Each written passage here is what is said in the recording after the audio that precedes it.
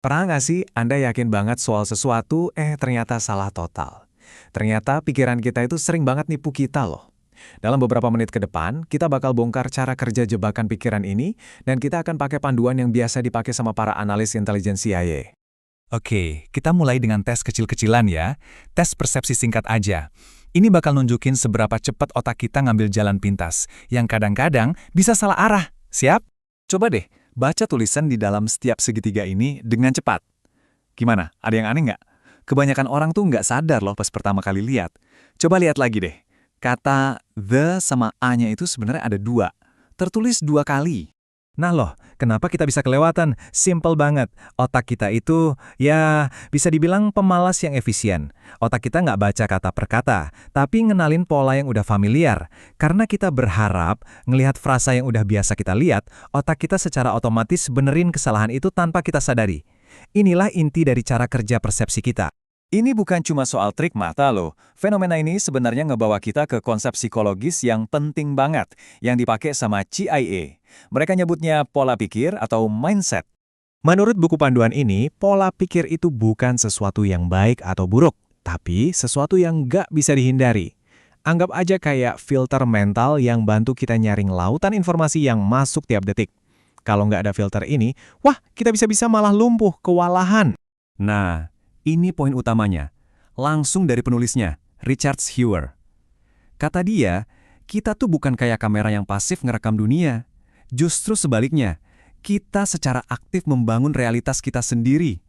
Pola pikir kita dibentuk oleh segalanya, budaya kita, pendidikan kita, bahkan pekerjaan kita. Oke, kita coba ilusi klasik lainnya. Coba lihat gambar ini. Apa nih kesan pertama Anda? Anda lihat cewek muda yang lagi noleh atau profil nenek-nenek yang lagi nunduk? Coba pilih satu dulu. Nah, ini dia poin krusialnya. Begitu otak kita milih satu interpretasi, mau itu cewek muda atau nenek-nenek, dia bakal ngunci di situ. Pola pikir kita seolah-olah udah nancep, susah digeser. Sekarang, coba kita cari gambar yang satunya.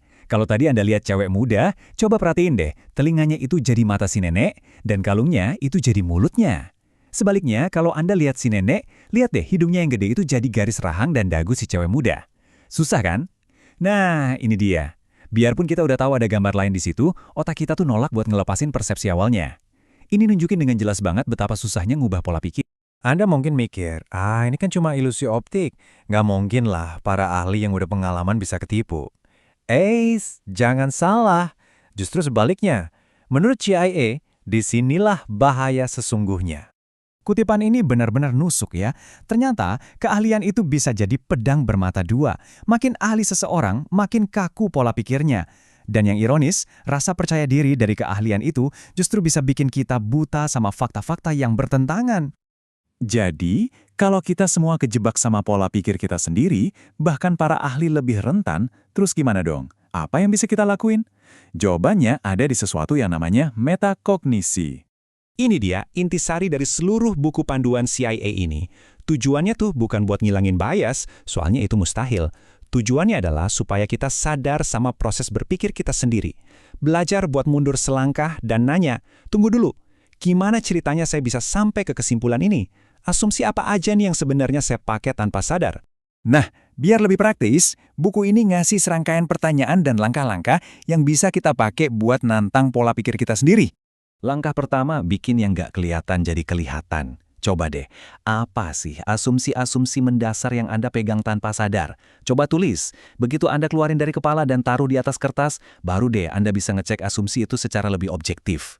Selanjutnya, kita harus jadi pengacara setan buat ide kita sendiri. Maksudnya, jangan cuma cari bukti yang mendukung, justru cari informasi yang menyangkal ide kita. Coba pikirin satu atau dua penjelasan lain yang mungkin, terus lihat buktinya cocok juga nggak sama penjelasan alternatif itu. Oke, jadi ini rangkuman singkatnya. 1. Bongkar semua asumsi Anda. 2. Sadari dan akui seberapa yakin atau nggak yakinnya Anda. 3. Cari secara aktif pandangan lain yang beda. Dan 4. Jangan ragu buat ngebahas ulang masalah dari nol. Ini cara jitu buat ngejaga pikiran kita tetap tajam dan seger. Ini ngebawa kita ke pertanyaan terakhir. Setelah kita lihat gimana pikiran kita bisa kelewatan kata-kata simpel di segitiga, atau gambar yang tersembunyi, kita jadi harus nanya ke diri sendiri. Di pekerjaan kita, di kehidupan kita, di keputusan-keputusan penting kita, detail krusial apa ya yang lagi kita lewatin sekarang? cuma gara-gara pola pikir yang kita pegang erat-erat? Nah, itu dia yang perlu kita renungkan.